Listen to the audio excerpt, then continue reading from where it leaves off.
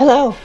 In today's video we are looking at another one of those often unseen tasks, and it's not gonna get steamy like it looks here right now, but it's gonna get greasy, really greasy.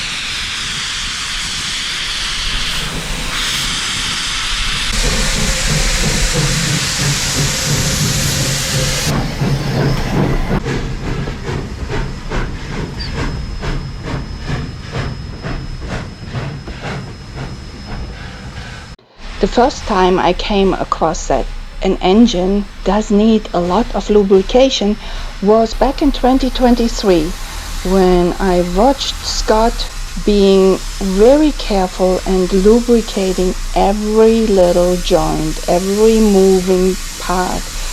It took him quite some time.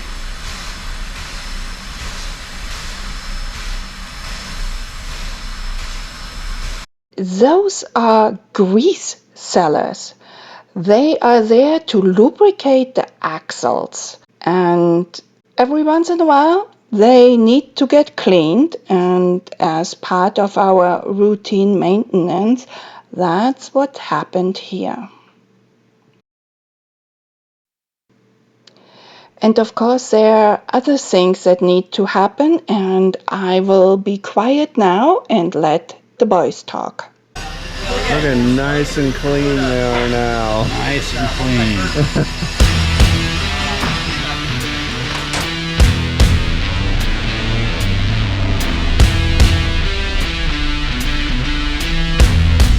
So we're going to take apart the reversing rod cap and get everything pre-lubed with valve oil. Since a long slumber, when we put it away, we winterize everything, run things on air.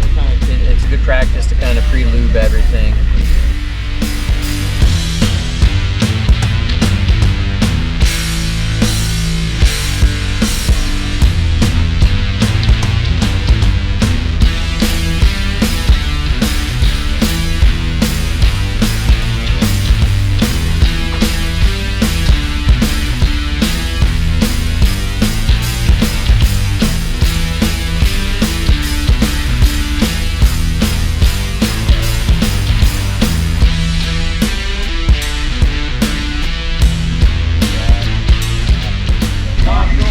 It's still full.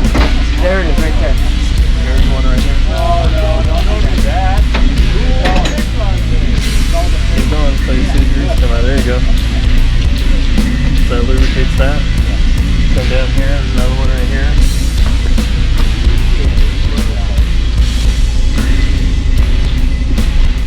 Every point where something moves, it's either going to have an oiling hole or a grease fitting. Like that's grease fitting, but over here, these are oil cups. So you fill those up with oil, and that lubricates all this. So you got some oiling cups up here, but see where everything moves. Grease fitting, grease fitting, grease fitting. Everything that moves there, grease fitting for here. See that? So grease fitting there, there. Anything that moves. So anything that looks like this, that's a grease fitting. Yeah, but how you look for them is everything that moves is going to have either an oil point or a grease point.